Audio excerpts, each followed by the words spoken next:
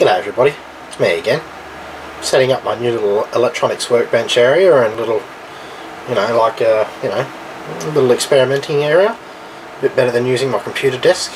And I thought you guys might to see my new little power strip. It's only small.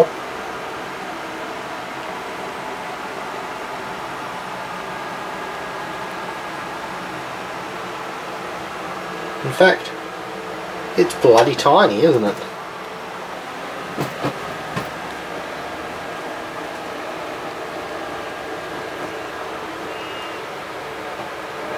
Believe it or not, still only rated to 10 amps, 2400 watts. It's designed to be used in a lighting shop, but I got a hold of it, my dad got a hold of it about 10 years ago, and I've taken ownership of it since then. And yeah, here's my little workbench area that I started to set up. Put all my tools, all my test equipment on the top shelf, mucking around on the bottom shelf, keep it all separate and neat. It means I don't have to get any more comments about you're going to fry your computer with the high voltage. So now my computer's on the other side of the room. Well, I thought you guys might find that interesting. Thanks for watching.